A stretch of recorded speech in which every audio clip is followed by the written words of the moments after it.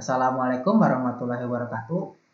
Nama saya Geri Nugroho dan kali ini saya akan membahas tentang dampak COVID-19 terhadap penggunaan IT di bidang pendidikan di Indonesia.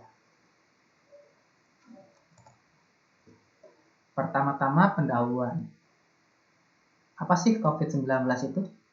COVID-19 adalah suatu penyakit yang disebabkan oleh penemuan jenis baru dari coronavirus.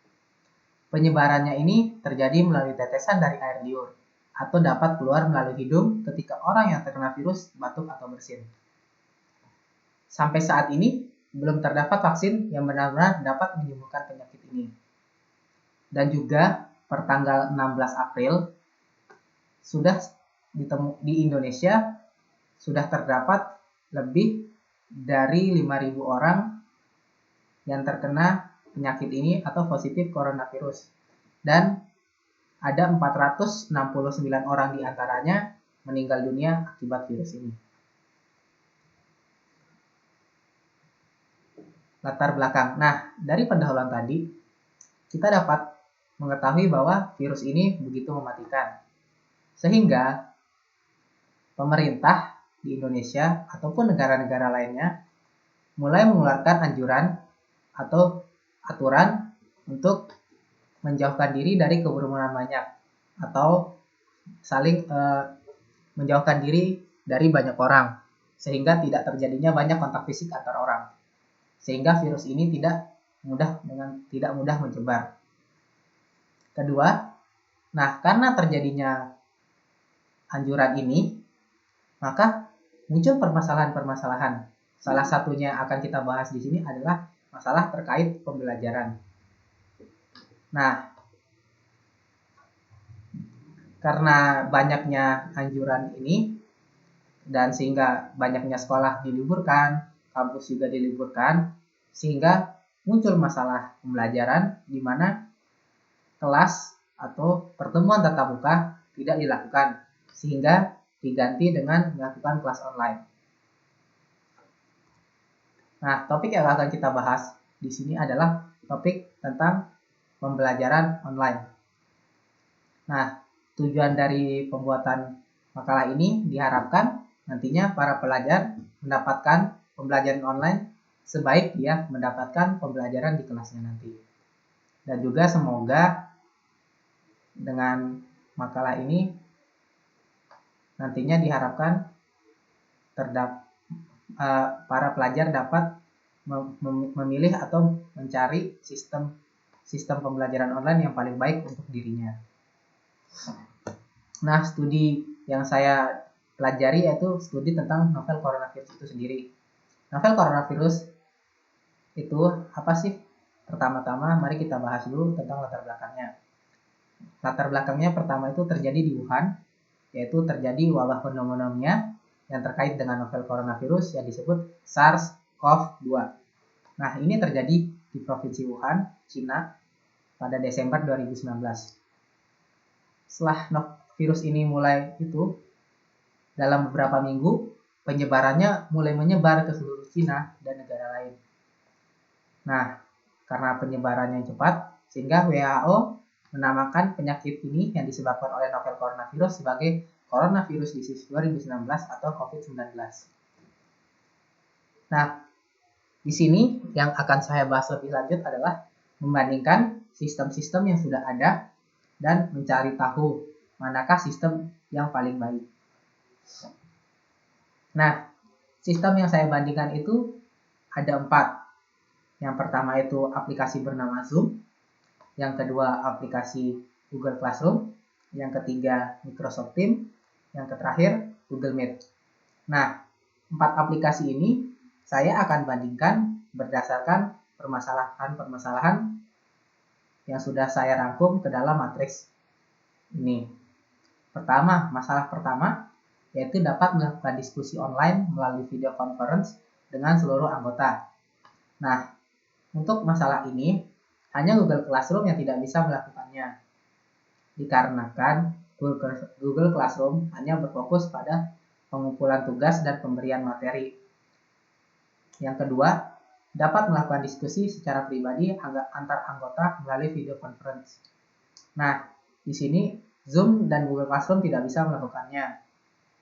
Karena untuk Zoom lebih difokuskan kepada meetingnya, sehingga diskusi antar anggota secara pribadi sangat sulit dilakukan atau bahkan jarang terjadi. Yang kedua, Google Classroom. Nah, di sini lebih ditekankan kepada tadi pemberian materi dan pengumpulan tugas, sehingga jarang terjadinya diskusi secara pribadi. Lalu dapat melakukan diskusi dengan seluruh anggota dengan metode teks atau chat. Ya, untuk itu semuanya dapat karena di Zoom ada fitur chatnya, di Google Classroom terdapat fitur komen di setiap tugas yang akan diberikan. Microsoft Teams juga sama, Google Meet juga sama. Dapat saling berbagi file antar anggota. Nah, untuk masalah berbagi file, semuanya dapat melakukannya.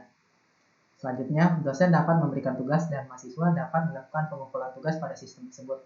Nah, di sini Google Meet dan Zoom tidak dapat melakukannya dikarenakan Zoom dan Google Meet lebih fokus kepada video conference atau keadaan meeting. Selanjutnya, dapat diskusi dengan saling berbagi screen. Di sini Google Classroom tidak bisa dikarenakan tadi itu lebih berfokus kepada pengumpulan tugas atau pemberian tugas. Dapat melakukan panggilan suara secara pribadi antar pengguna. Di sini semua bisa kecuali Google Classroom. Dapat membuat jadwal untuk pembelajaran yang akan datang. Di sini Zoom dan Google Meet tidak bisa dikarenakan tadi hanya berfokus pada saat ketika rapatnya. Nah, dari sini setelah kita lihat-lihat dari semua masalah ini, yang dapat menangani semua masalah ini adalah Microsoft Teams. Dia dapat menangani semua masalah-masalah yang diperlukan ketika melakukan pembelajaran online tersebut. Selanjutnya, nah, setelah kita membandingkan sistem, selanjutnya saya mencoba melakukan observasi secara langsung ketika kegiatan belajar mengajar sedang dilakukan. Dari saya mewawancarai pengajar dan pelajar, berikut hasilnya yang sudah saya rangkum. Untuk wawancara pengajar, saya mendapat kesimpulan bahwa pengajar sudah banyak yang dapat menggunakan aplikasi dengan baik. Mereka dapat melakukan presentasi dengan mudah, namun terdapat beberapa pengajar yang kesulitan menggunakan aplikasi dikarenakan terkait kendala umur yang sudah tua, sehingga tidak paham mengenai teknologi pembelajaran online. Masalah yang muncul juga yaitu terkadang karena terdapat koneksi yang tidak stabil, dapat mengganggu kegiatan pembelajaran. Selanjutnya, untuk wawancara pelajar, kesimpulan yang saya dapatkan yaitu hampir sama seperti mengajar, yaitu beberapa kesulitan yang terjadi dikarenakan koneksi yang kadang tidak stabil, sehingga pelajar kadang tidak dapat melihat atau mendengarkan materi yang sedang disampaikan pengajar, sehingga dapat menimbulkan pertanyaan atau kesulitan dalam memahami materi. Selanjutnya, saya juga melakukan survei terhadap beberapa mahasiswa terkait aplikasi tadi, manakah yang paling banyak atau sering digunakan. Dari sini kita lihat aplikasi yang paling sering digunakan ternyata Google Meet. Namun tidak terlalu berbeda jauh presentasi penggunaannya dengan Google Classroom dan Microsoft Teams. Di sini kita lihat yang paling sedikit penggunaannya yaitu Zoom. Kenapa Zoom sedikit digunakan? Analisa saya, kenapa Zoom sedikit digunakan? Karena pada saat ini terdapat banyak berita tentang kurangnya transparansi oleh Zoom terkait masalah privasi dari meeting yang dilakukan oleh para penggunanya, sehingga para pengguna Zoom atau sering yang ingin melakukan meeting tidak berani melakukan wawancara karena takut terdapat kebocoran informasi dari pihak Zoom-nya atau dari pihak luar yang dapat masuk ke Zoom. Selanjutnya, nah, dari hasil observasi tadi juga analisis yang saya bisa dapatkan yaitu yang banyak hal yang harus dibenahi, yaitu salah satunya terkait masalah koneksi. Di Indonesia saat ini kita tahu bahwa terdapat banyak sekali provinsi, namun penyebaran masalah koneksi atau masalah sinyal ini masih kurang di beberapa daerah yang mulai ke pelosok-pelosok. Nah, hal ini dapat menyulitkan kegiatan pembelajaran online ketika sedang terjadi suatu wabah yang mengharuskan kita untuk tidak keluar rumah. Sehingga saran saya terhadap hal tersebut, semoga pemerintah itu nantinya lebih memperbanyak lagi membangun infrastruktur, lebih banyak lagi membangun tower-tower yang berkaitan dengan sinyal, sehingga masyarakat atau para pelajar dengan mudah melakukan pembelajaran online tanpa takut terkendala masalah koneksi yang tidak baik. Kesimpulan. Nah, dari semua hal yang saya sampaikan tadi, kesimpulan yang saya dapatkan itu, media pembelajaran online saat ini sudah sangat membantu dalam pembelajaran para pelajar meskipun terkendala oleh koneksi, dan sangat membantu sekali ketika dalam keadaan wabah seperti ini sedang terjadi. Dan juga aplikasi-aplikasi pendukung pembelajaran saat ini yang sudah saya paparkan tadi sudah mumpuni dalam memenuhi kebutuhan pembelajaran sebagaimana mestinya. Sehingga diharapkan dapat menciptakan kondisi di mana para pelajar dapat merasakan pembelajaran online seperti serasa dia melakukan pembelajaran di kelas secara tatap muka. Terima kasih. Mungkin hanya itu yang saya dapat sampaikan. Wabillahi taufiq wal hidayah. Wassalamualaikum warahmatullahi wabarakatuh.